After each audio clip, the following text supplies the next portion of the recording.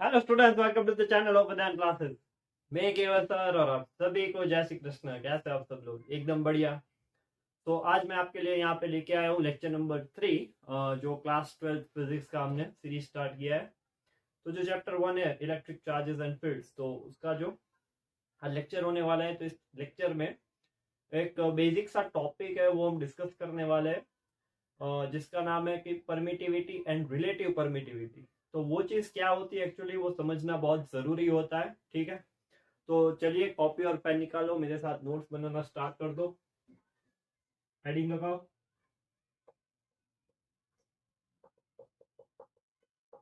Permittivity. तो सबसे पहले परमिटिविटी होता क्या है, ठीक है, तो इस चीज को डिफाइन करते हैं। So let's write the definition of permittivity. ठीक है, तो परमिटिविटी एक्चुअली प्रॉपर्टी है, it is a property of a material which measures the resistance offered against the formation of electric field among charges। ठीक है, तो देखने में तो काफी ऐसा कॉम्प्लिकेटेड दिखता है। दूसरे सिंपल टर्म्स में हम इसको ऐसे भी लिख सकते हैं कि इट इज, या फिर it permits its own field which decrease the interacting field of charges. तो बेसिकली ये दोनों डेफिनेशन देखने के बाद एक चीज तो आपको क्लियर हो जानी चाहिए कि परमिटिविटी एक ऐसी प्रॉपर्टी है जिसकी वजह से दो चार्ज के बीच में जो फील्ड बन रही है, ठीक है, जिसकी वजह से फोर्स लगता है, इधर अट्रैक्शन और रिपल्सन, तो वो जो फील्ड है वो ये प्रॉपर्टी कम कर देता है। ठीक है, तो अगर दो चार्ज के बीच में मान लो कि कोई फील्ड है, पॉजिटिव चार्ज है या नेगेटिव चार्ज है, इन दोनों के बीच में अगर कोई फील्ड है, ठीक है, और यहाँ पे एक मटेरियल ऐसा कोई रख दो, तो वो क्या करेगा, ये जो फील्ड है उसको वीक कर देगा। तो ये कैसी प्रॉपर्टी है, ओके, कि अगर मटेरियल रखने से इन दोनों के बीच में जो इंटरैक्टिंग फील्ड है वो डिक्रीज हो जाती है। ठीक है, तो ये रेजिस्टेंस ऑफर करता है मटेरियल। तो due to this actually net effect देखने को क्या मिलेगा, मैग्नीट्यूड ऑफ फोर्स डिक्रीजेस। ठीक है, तो जो फोर्स है वो कम हो जाएगा। तो काफी इंपॉर्टेंट चीज है, इसको नोट करना चाहिए। Okay, very important thing. तो पहले इतनी चीज लिख लो, फिर हम आगे देखते हैं कि स्टेप बाय स्टेप हम इसको कैसे समझ सकते हैं। ओके,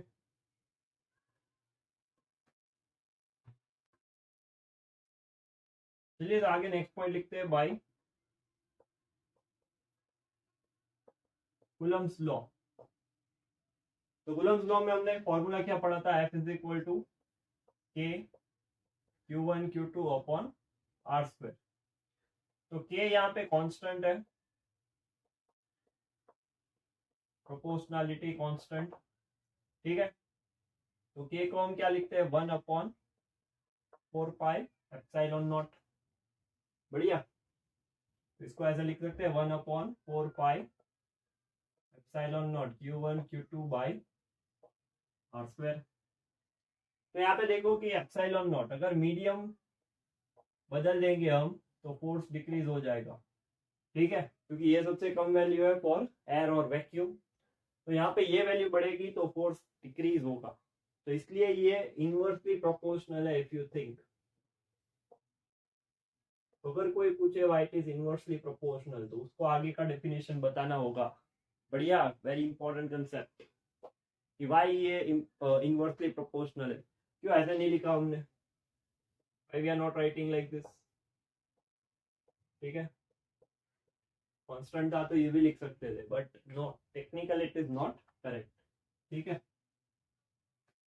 चलिए तो अभी यहाँ पे k इज इक्वल टू 1/4 तो जहाँ पे हमें इसका वैल्यू पता है 9 × 10⁻9, ओके, न्यूटन मीटर स्क्वायर पर कूलम स्क्वायर, और एप्सिलॉन नॉट का 8.85 × 10⁻12 coulomb square upon newton into metre square.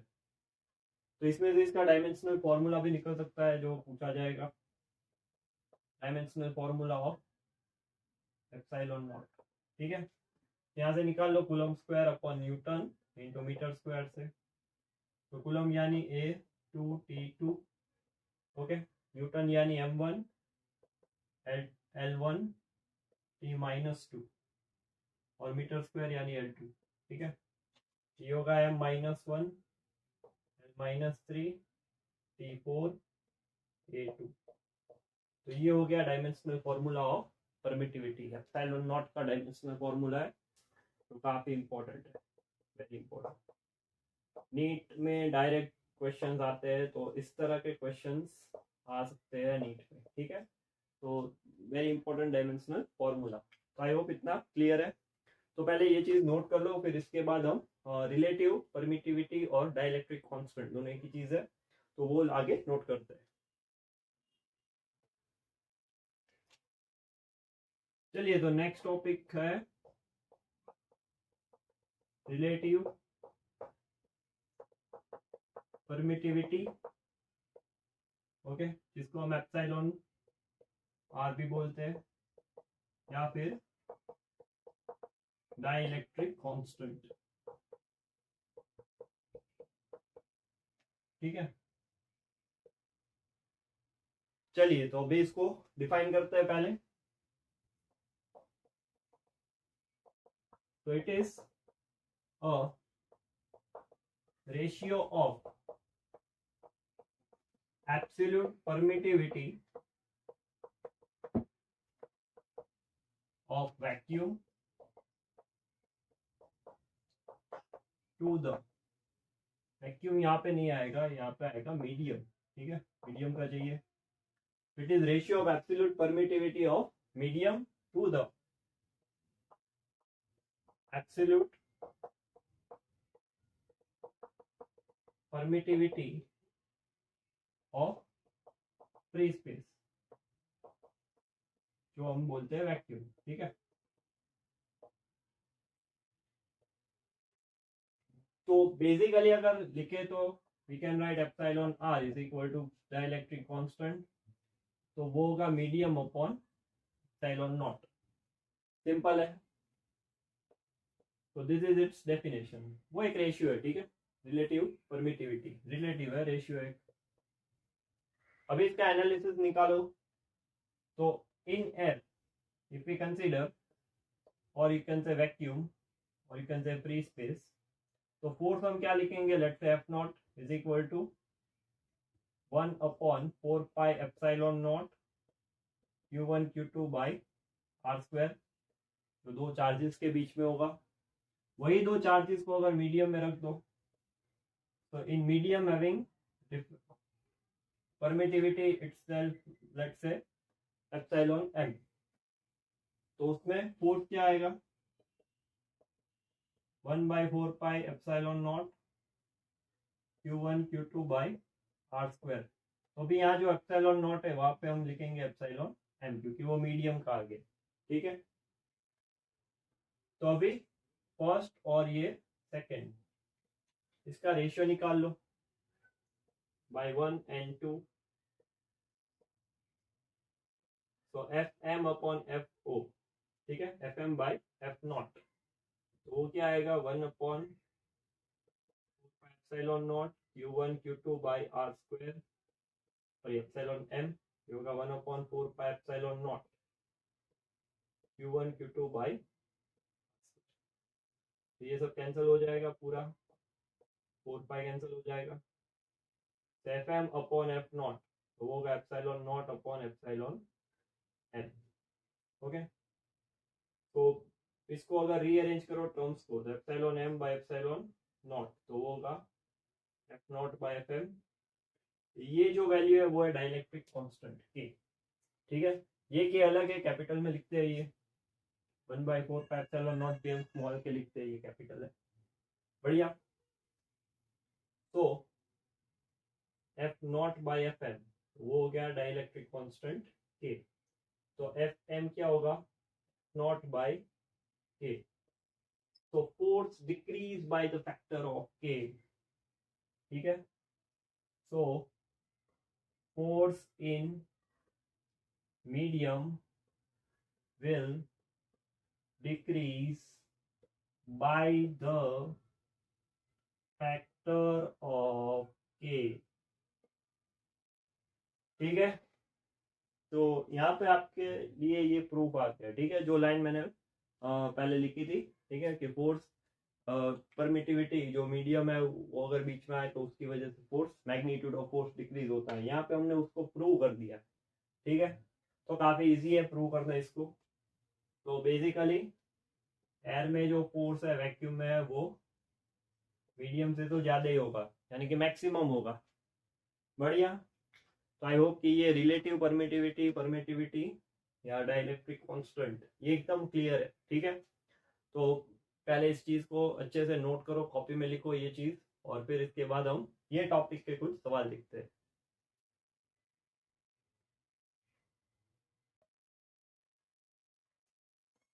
चलिए, तो अभी पहला सवाल देखते हैं। Force between 2 point charges Q1 and Q2 when placed in a vacuum at r centimeter apart is F। तो जो फोर्स है वो है K Q1 Q2 by are square. ठीक है, सिंपल। उसके बाद बोला है कि force between them when placed in a medium having dielectric constant 5। ठीक है, तो यहाँ पे डाइलेक्ट्रिक कांस्टेंट आ गया। ओके, चलो अभी कंफ्यूजन दूर करने के लिए यहाँ पे लिख देता हूँ 1/4 पाई एप्सिलॉन नॉट। तो अभी मीडियम में रखोगे तो ये तो एयर में था, वैक्यूम में, तो वो जो फोर्स है वैक्यूम का वो डिवाइड बाय डाइलेक्ट्रिक कांस्टेंट हो जाएगा। ओके, तो हमें फाइंड करना है कि वो जो नया फोर्स है वो कितने टाइम्स होगा। ठीक है, तो F in medium that is given as 1/4 pi epsilon not Q1 Q2 और डिस्टेंस भी चेंज किया r/5, r/5 का स्क्वायर अपॉन यहाँ पे जो डाइलेक्ट्रिक कांस्टेंट है कि उसका वैल्यू है 5। अब इसको सॉल्व करो, 1/4 pi epsilon not Q1 Q2 upon r square. ठीक है, ये होगा 25 और यहाँ पे होगा 5। ठीक है, ये नीचे आएगा, ये नीचे आएगा, और ये r²/5। तो अभी इतना जो वैल्यू है वो क्या हो गया, वो हमारा एफ हो गया। ठीक है, फोर्स इन वैक्यूम, और ये होगा 5/25। तो 5 × 25/5, तो force in medium will be 5 F। तो काफी इजी बेसिक सवाल था ये, इतना कुछ था नहीं। JEE का सवाल है, देखो अभी रिसेंट जो एग्जाम हुआ था जनवरी सेशन में। ठीक है, तो 2024 का ही सवाल है, काफी इजी था। तो आई होप कि ये सवाल एकदम क्लियर है। तो नोट कर लो, फिर हम नेक्स्ट सवाल आगे देखते हैं।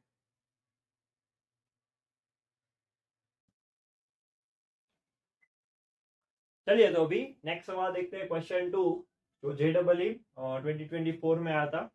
तो एक्चुअली ये जो सवाल है वो काफी एक इम्पोर्टेंट कॉन्सेप्ट भी है। तो चलिए सॉल्व करते हैं इस सवाल को। काफी इंटरेस्टिंग मजेदार सवाल है, एकदम बढ़िया। ठीक है, तो see, two identical charged spheres are suspended by string of equal length. The strings make an angle of 37 degrees with each other. Now when suspended in a liquid of density 0.7 gram per centimeter cube, an angle remains same. Okay, so density of material of sphere is given 1.4 and we have to calculate the dielectric constant of a liquid. ठीक है, तो चलिए पहले देखते हैं conceptually कि इसको solve कैसे करते हैं। ओके, तो मान लो कि यहाँ पे हमने दो स्फीयर्स लिए, okay, they are suspended like this, clear, they are suspended like this. So right now let's say it is making an angle theta, vertical के साथ यहाँ पे एंगल थीटा बन रहा है, ओके। तो इसके ऊपर कौन से फोर्स आएंगे, एक तो आएगा खुद का वेट, फिर यहाँ पे आएगा टेंशन फोर्स, यहाँ पे आएगा electrostatic force of repulsion F E. अभी इसको रिजॉल्व करो तो इस डायरेक्शन में होगा टी, यहाँ पे आएगा थीटा, तो ये आएगा टी कॉस थीटा, और इस डायरेक्शन में आएगा टी साइन थीटा। बढ़िया एकदम। हमने सारे कंपोनेंट्स यहाँ पे रिजॉल्व किए, तो बैलेंस करो, तो ये आएगा T sine theta is equal to F E T cos theta is equal to weight. अभी इन दोनों से रिलेट करो, तो T sine theta by T cos theta divide कर दो एफ ई बाई डब्ल्यू, तो यहाँ पे हमें मिल जाएगा tan theta F E by W, ठीक है। अभी यहाँ पे इस पूरे सेटअप को, यहाँ पे मान लो कि ये चीज जो है वो भी एयर में रखी है, अब ये जो पूरा सेटअप है उसको लिक्विड में रख दिया, ठीक है। तो लिक्विड में उसका डाइलेक्ट्रिक कांस्टेंट इफेक्ट होगा, एंगल उतना ही रह रहा है, वो यहाँ पे लिखा है एंगल रिमेन सेम, ठीक है। तो दूसरी चीज अगर हम उसको मीडियम में प्लेस कर दे तो दूसरी चीज जो अफेक्ट होगी वो क्या होगी, लेट्स सी।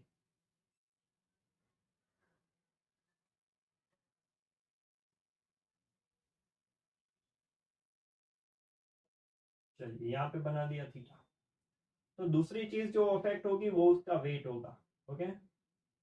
उसका इफेक्टिव वेट है वो कम होगा, क्योंकि बुओयंट फोर्स लगेगा ऊपर उसके ऊपर।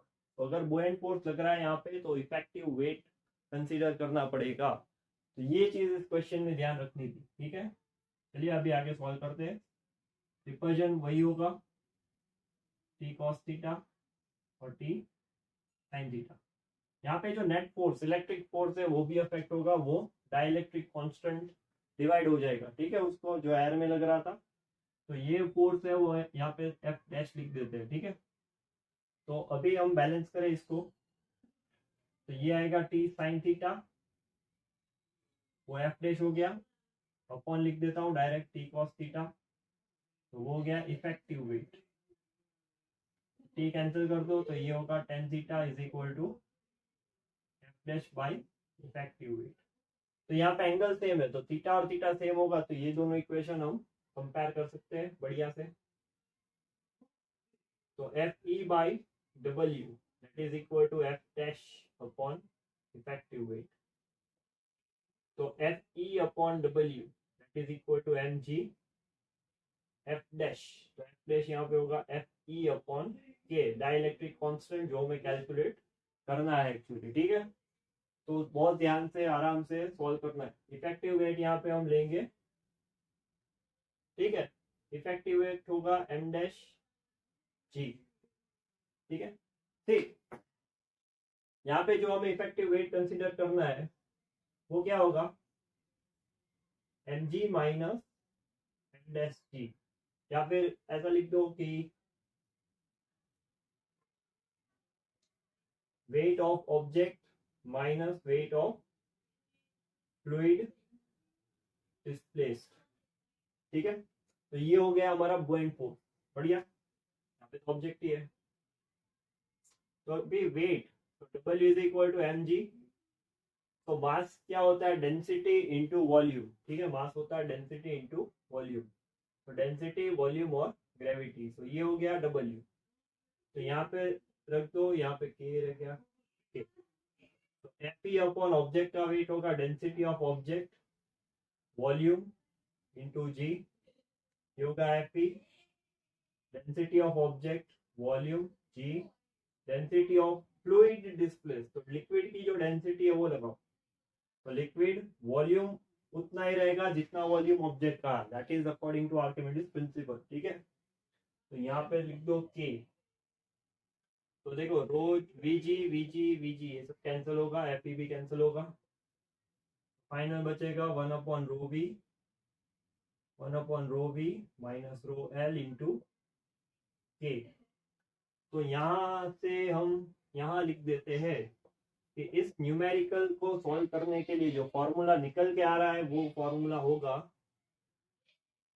रो naught upon rho naught minus rho L. तो ये ऑब्जेक्ट का density minus object density minus liquid का डेंसिटी, ठीक है। तो यहाँ पे कोई एंगल के ऊपर कुछ डिपेंड नहीं करना है, सिर्फ ये दो वैल्यू है जो मैटर कर रहे, राइट। इसका जो डेंसिटी है वो है 1.4, इसका जो डेंसिटी है वो है 1.4, लिक्विड का 0.7, 1.4 अपॉन 0.7, आंसर आएगा 2। काफी इंपॉर्टेंट, काफी इंटरेस्टिंग, काफी मजेदार सवाल है, ठीक है। तो ये मैंने फॉर्मूला पूरा डिराइव करके दिखाया यहाँ पे, ठीक है, कि किस तरह से इस फॉर्मूला को हम डिराइव कर सकते हैं।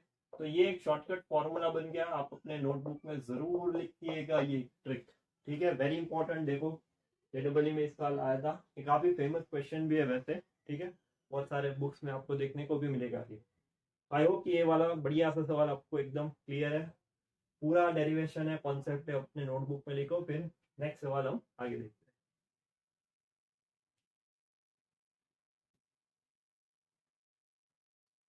चलिए अभी क्वेश्चन नंबर 3 देखते हैं। देखो सेम टाइप का क्वेश्चन है, ये भी दूसरे वाले पेपर में पूछा गया था जेडबल 2024 में, तो इसके हिसाब से आप समझ सकते हो कि ये काफी इंपॉर्टेंट टॉपिक है।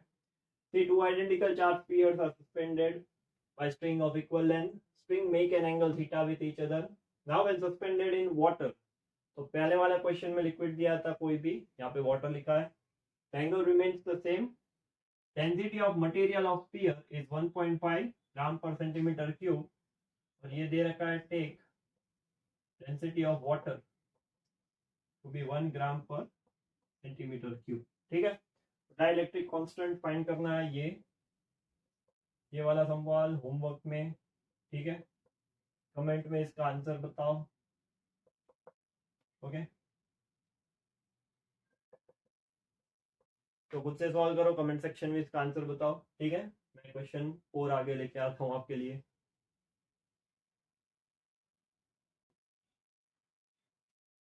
चलिए अगला क्वेश्चन नंबर 4 देखते हैं। If two charges Q1 and Q2 are separated with distance d and placed in a medium of dielectric constant K, what will be the equivalent distance between charges in air for the same electrostatic force? तो same electrostatic force है, यानी air में और medium में force same रहना चाहिए, ठीक है। एक्चुअली फोर्स कम हो जाता है मीडियम में, बट सेम रखना है, तो डिस्टेंस में क्या वेरिएशन है वो चेक करना है। एयर के लिए हम लिखेंगे 1/4 Q1 Q2 by distance in air. Medium के लिए हम लिखेंगे 1/4 which is for medium, Q1 Q2 by D square जो दिया है, ठीक है। अभी देखो डाइलेक्ट्रिक कांस्टेंट क्या है, रिलेटिव परमिटिविटी, वो होता है मीडियम अपॉन एप्सिलॉन नॉट। तो यहाँ पे एप्सिलॉन मीडियम का क्या आएगा, के इंटू एप्सिलॉन नॉट, सिंपल। तो यहाँ पे 1/4 epsilon not Q1 Q2 upon D square of air, ये होगा 1/4 एप्सिलॉन m, होगा के इंटू एप्सिलॉन नॉट, यहाँ पे लिख देते हैं Q1 Q2 D square, okay. तो सारी जो चीजें कैंसिल हो रही है वो कर दो, तो डी स्क्वायर ऑफ एयर वो बचेगा के इंटू डी स्क्वायर, तो D of air will be root K into D, okay. तो option A will be the correct answer. जल्दी से इस क्वेश्चन को भी नोट कर लो।